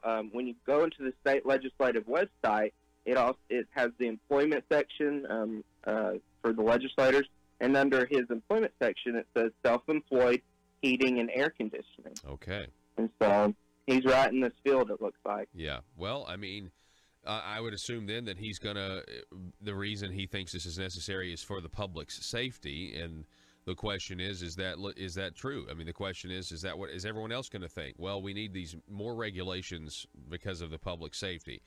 And it kind of goes to what we've talked about a long time here. So often these regulations are not about the public safety. They're about making it harder for other people to get into the business in the first place. and that's just not good. And it goes, like you said, Josh, it goes back to the free market. Moving on to the next item, the last item, HB 1002, the new internet sales tax. Conduit Fraction opposes this. Talk a little bit about this. We've going to rehash some arguments from 2 years ago, I'm sure. Yep, the internet sales tax bill is back. This is a standalone bill that was filed, I think, the first or second day of pre-filing by State Representative Dan Douglas. And it tracks along with Senate Bill 140 of 2017.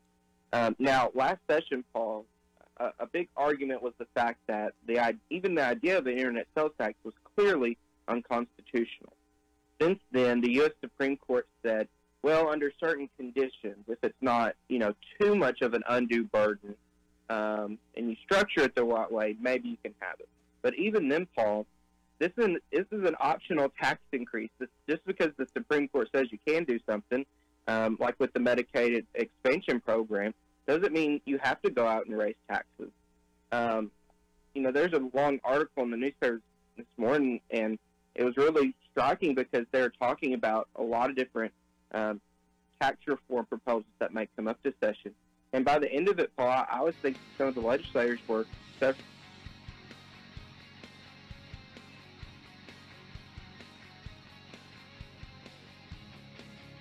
The intersection of conservative ideas and reality. Conduit News Radio with Paul Harrell.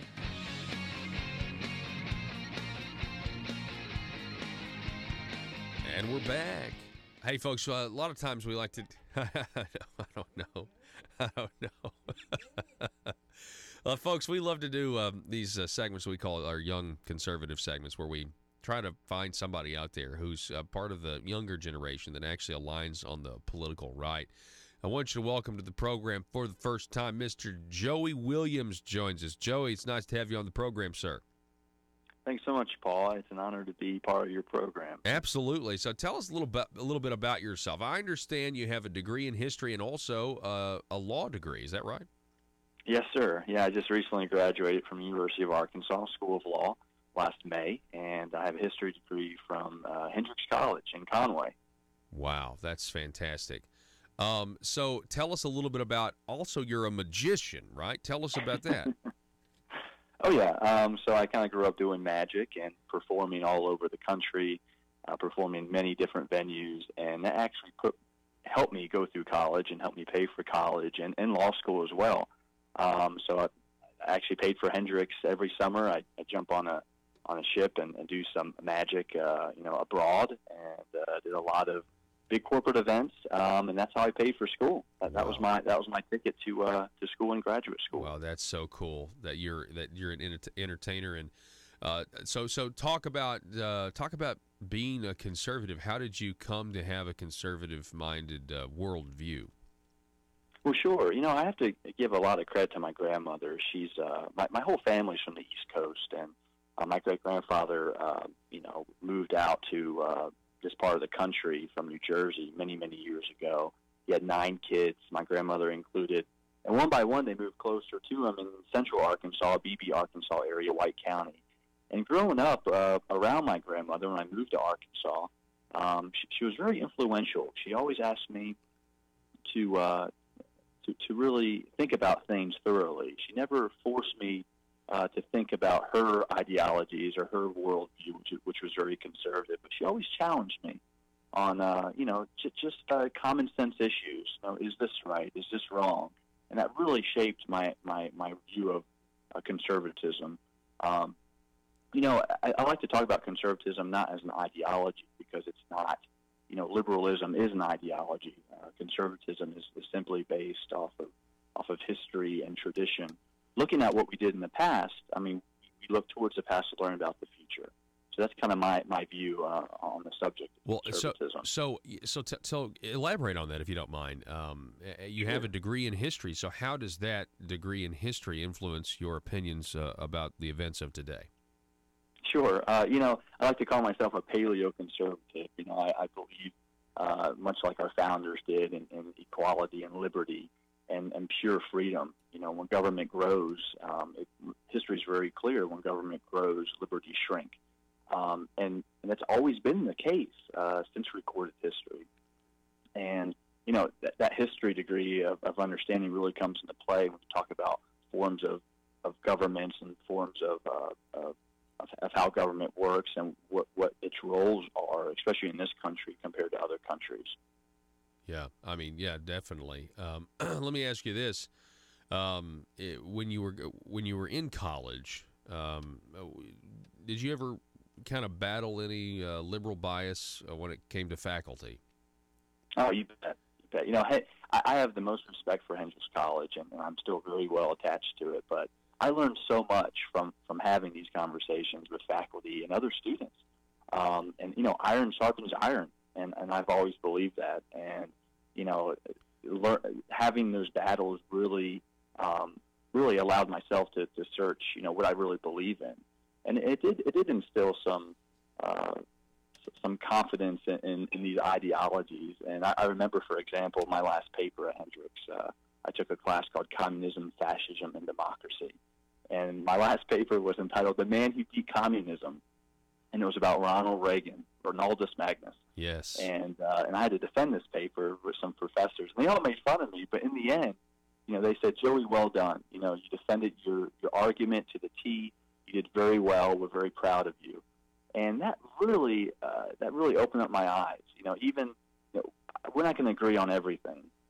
But I think it's very important to find that common denominator that we can agree on. We all want what's best for people in the country. We want people to live their fullest lives to their full potential.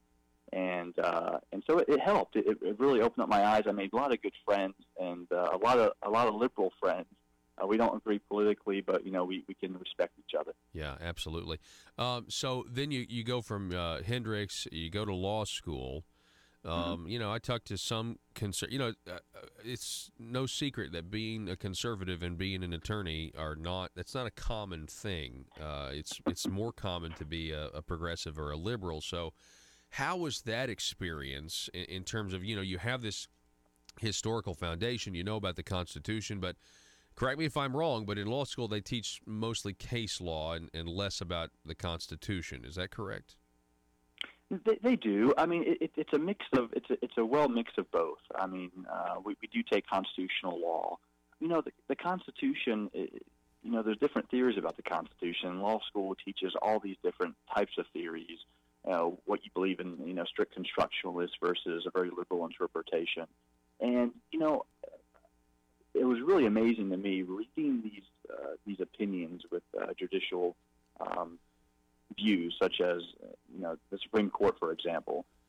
I did not know much about the liberal aspects of, say, Ruth Bader Ginsburg or some of the other liberal justices. But in law school, when you start reading these opinions, there's almost a third or fourth dimension, and it's no longer left or right, conservative or liberal. I think that each justice that has their own view on the world, and really we flesh these out in class. And so you're right. I mean, there's not a real move towards the history and traditions, more of case law and how to what we call the lawyer shuffle, right? You argue one argument. If that doesn't work, you go down the line until you win. And it was a challenge for me, especially being a history student. And talking about America and American exceptionalism is almost a negative thing. American exceptionalism is not something that we say we're better than everyone else. We're simply the exception to the rule of history. Being a historian first, I realized this, and I could talk to the subject. And a lot of other students didn't like that. And I was part of the Federalist Society, and we were able to bring in some great speakers about the Second Amendment and the importance of it, and what lawyers are doing to defend the Second Amendment, for example. So the law school experience was very fulfilling. Much like Hendrix, I was able to have great discussions with staff and professors, and as well as other students around me. Do you think the adverse reaction from people that are our age? How old are you, Joey? I'm 33. Okay, so I'm 34. I think I'm 34. Do you think the people around our generation, their adverse reaction when you say things like American exceptionalism is because they don't know how to reconcile injustice? It's almost like they're in a pursuit of perfection, and they see all these benefits that America has, and they can't really reconcile the fact that there are no perfect people. There are people who do good things in history, and we have the fruits of that, but those people also do bad things sometimes. Is that something that they're having trouble reconciling? I think so, and that's a really great point. I think it all comes down to education. You know, it seems nowadays in school, I mean, you're around my age, and I can kind of pinpoint when this education gap started to occur, probably around the year 2000, you know, the 2000 election. And I tell you, I think that a lot of, you know, we have this idea that America is to blame type of theory. It's America's fault. We have what we have today because we've stolen it. We've taken it unjustly from the world, which is the exact opposite.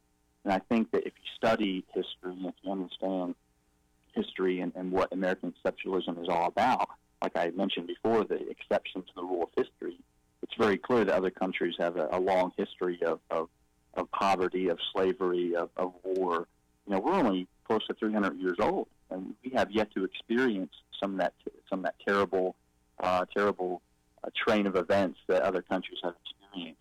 And no, we have our scars, and I think it's very important to identify those scars in history. Wow. But I mean, you talk about what America has done to cure that, and what we've done for the world, you know, over and over again.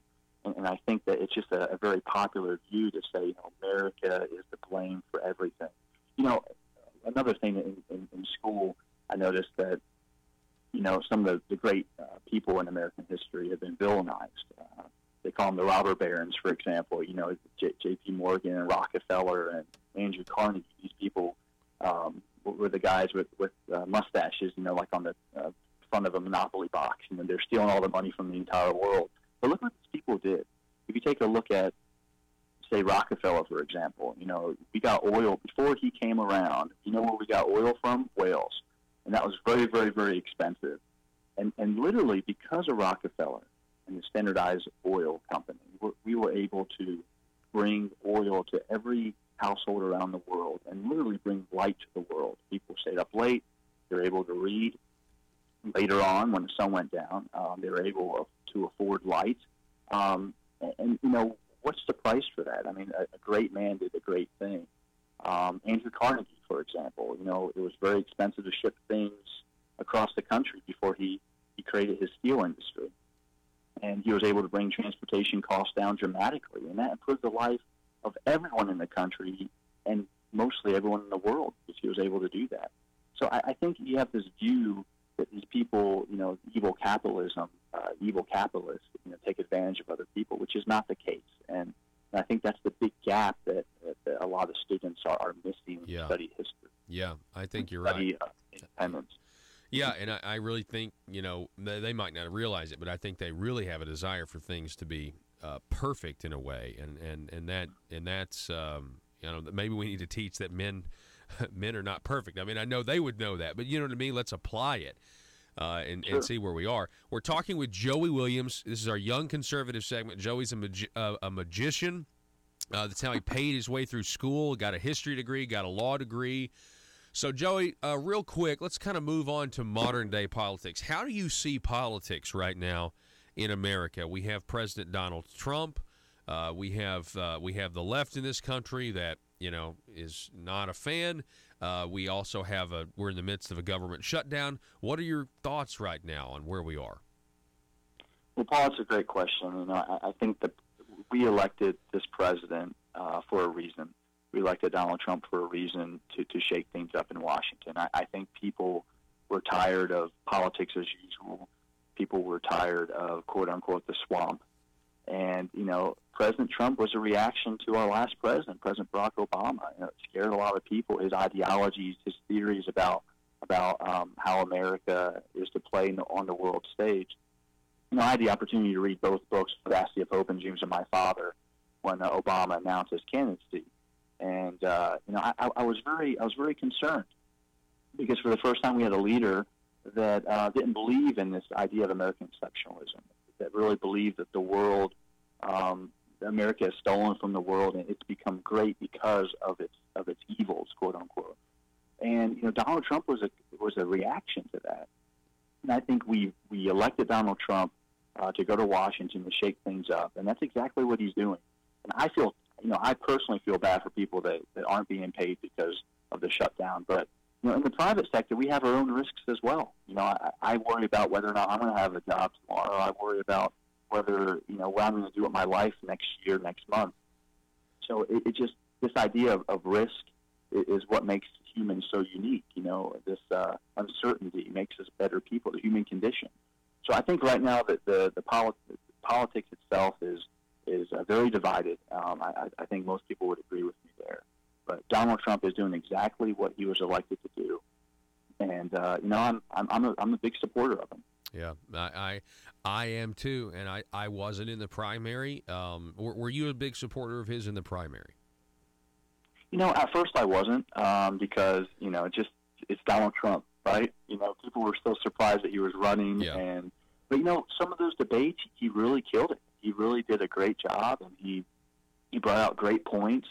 And one of my favorite points was, he said, the people in the East, especially minorities, are voting Democrat for 60 years because you're still in the same position where you were 60 years ago. Give me a shot. Let me show you that I can help. And, the proof and the facts are stubborn things, right? Yep. We have the lowest unemployment rate with minorities, African Americans, Hispanics, and it's been wonderful. More jobs are coming back to America because of his policies, directly because of his policies. I mean, but you have a media that kind of drowns all that out. And like I said, facts are stubborn things. You talk to people around campuses, you talk to people that are liberals themselves. They don't want to believe any of that. And there's nothing to do but to show them the facts. And I think he's done a great job so far, and he's doing what he was sent there to do. Well, I'm pleasantly surprised, and I'm a supporter of his as well. And I just can't. I'm not getting tired of winning yet. I'll tell you that much. But he really has just totally blown past my expectations of actually doing what he said he was going to do. A lot of people didn't know if he was going to actually do what he said he was going to do. He clearly is. And anyway, Joey Williams, it is a pleasure to meet you, sir. I really appreciate your. I really just appreciate your thoughts and the way you articulate them, and I really think it's fantastic that you're a young conservative and an attorney, and there's hope for the world out there, folks. Joey, I'll give you the last word, sir. Well, Paul, thank you so much for having me on your program. It's been a tremendous honor, and you know what? It's going to be an interesting election, and I look forward to maybe talking to you again in the future. Yeah, absolutely. I'd love to have you on again, Joey. So I appreciate you. Thank you so much, Paul. All right, thank you. Folks, again, it's Mr. Joey Williams. Fantastic interview there. Really insightful, thought-provoking, which is what you want. And we're going to take a break. We're going to reset. If you want to call or text, feel free, 870-275-9799. We'll be back in just a moment. Russellville-based firearms manufacturer Omega are making clones of the most notable German firearms in the world. These delayed rotor-lock firearms have been and are currently used by law enforcement and military worldwide. At Omega, they manufacture their guns right here in Arkansas and produce the best reproduction in the marketplace that comes with a complete 5-year warranty. At Omega, they take firearm manufacturing seriously and offer discounts to active and retired law enforcement. Whether you're using Omega firearms to defend the public, defend your family, or for target practice, Omega has your back. For pricing, go to omega-guns.com. That's omega-guns.com. Are you a conservative-minded young person and want to let the world know about it? Are you tired of rolling your eyes as your professor regurgitates progressive, PC, neo-Marxist nonsense? Then you should interview on Conduit News Radio's Young Conservative segment and tell us about why you believe the way you do. Tell us how you came to be a conservative and what are your views on government. Now, if you're worried that your neo-Marxist professor may also be a right-wing talk radio listening masochist, then names can be changed to protect the innocent. It's the Conduit News Radio Conservative Future segment. To be interviewed, call 870-275-9799. That's 870-275-9799. If you're like me, You believe that small business is the heart of Arkansas's economic engine, and it should be viewed that way by the politicians in Little Rock. Conduit for Commerce also believes, like you and I believe, policies that achieve less regulation and lower taxation help small business in Arkansas thrive. Other policies like small, constitutionally consistent government and reducing citizen dependency on government keeps it from growing and expanding its influence on our daily lives. Conduit for Commerce works every day to educate the general public and legislators on these important priorities in the name of Arkansas small business. By the way, contributions to Conduit for Commerce are tax deductible. Log on now to conduitforcommerce.org and click on Contact Us on the right side of the page. That's conduitforcommerce.org. Go there now and learn the facts on protecting small business in Arkansas. From tax identity disorder. They couldn't tell the difference between what a tax increase was or a tax cut was, and in some cases they were interpreting what they thought a tax increase was to be a tax cut. It was just kind of mind-blowing. So to put any, confusion out there, the internet sales tax is a tax increase on the people, not on out-of-state sellers. The people pay it, and it will grow government at all levels, the state, county, and city level. That's what the internet sales tax does. It says, hey, we're sucking more people out of the pockets of Arkansans, and we're putting it into government coffers. And then, the legislators and the people will have to decide if they want to do that. I don't know, maybe outside of Dan Douglas, many people who ran on saying, yes, let's do that. Yeah, that's a good question. Yeah, who out there ran on passing an internet sales tax? Maybe some, but not a lot. And, Dan Douglas doesn't exactly have a mandate either. He got by his primary by what, 1 vote? This is Mother Government. My people.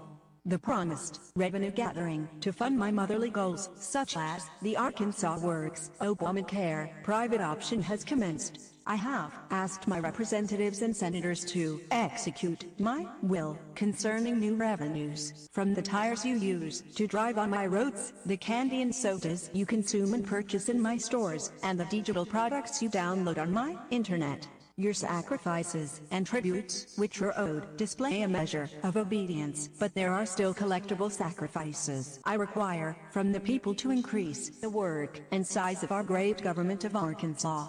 There are 2 matters left unresolved. 1. I require a general tribute for all purchases made on my internet. Not just digital products, but all products. My dear children, there are those who would thwart my motherly goals of progress. If you see them, please combat their misguided notions of freedom by using phrases like mom and pop, and tax cheat. 2. I still require more revenue sacrifices concerning your consumption of my gasoline. I require your undying loyalty on the subject. Subjects, in conclusion. More revenue is good. Static revenue is bad. This message was brought to you by your stewards, aristocrats serving Arkansas. Thank you, my children, in advance for your required and expected obedience that keeps society safe and prosperous. And always remember, from cradle to grave. PHP Parody.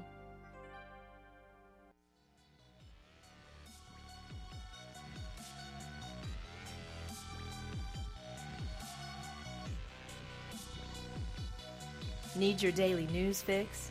Don't forget to tune in to Conduit News Radio with Paul Harrell.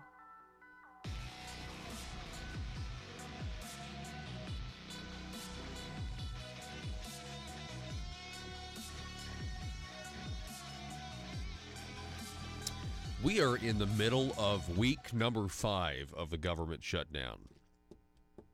And we've got a vote in the Senate. We've got a vote coming up in the Senate, and it's going to see this is a shutdown vote sets up political test for the Senate. Will they pass this version that the president supports? IRS is also warning that their absences may delay tax refunds. Well, the answer to that's obvious. Just don't send in your taxes. No, don't do that. Anyway, it is a big deal that the government's not open. We all get that. But from somebody in my perspective, my life hasn't been changed one bit. My life hasn't been altered one bit. What about you guys? Listen, I know there are workers out there whose lives have been altered. I know there are people who have gone to the airport and your lives have been altered. There's talk of a TSA walkout. That'll be interesting to see what happens. Of course, the TSA, really, they don't do anything anyway, if we're honest about it. The TSA is security theater. The TSA is there to make you feel safe. They are not actually there to, I mean, it's just, it's ridiculous. Look, I just, prove me wrong here. I just think that the TSA is well, there's a whole episode about security theater on one of those. It was on that Netflix show I was watching. I can't remember. I don't like all of the stuff that guy does, but he did a whole thing on security theater. It's just fantastic. And one of the things is the TSA, you know. And it makes people feel safe. It does. In the wake of the September 11th terrorist attacks, it makes people feel safe, you know. They put their hands down your pants, you know. I mean, and they're not actually profiling, which should be the policy. Like, hey, were you born in Yemen? Come on, step over here for a second. Let me pat you down. That should be the that should be the qualification. I think it's common sense, but whatever. But yeah, there is rumors of a TSA walkout, so that's not going to be good. In the meantime, we covered this at the first of the last hour.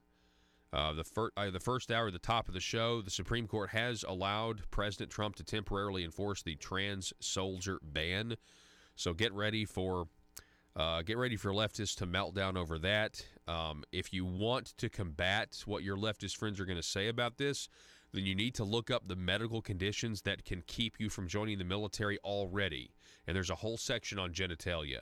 And it's already there, and it has been there for a long time, before the whole trans thing or the self-identify thing was even a thing.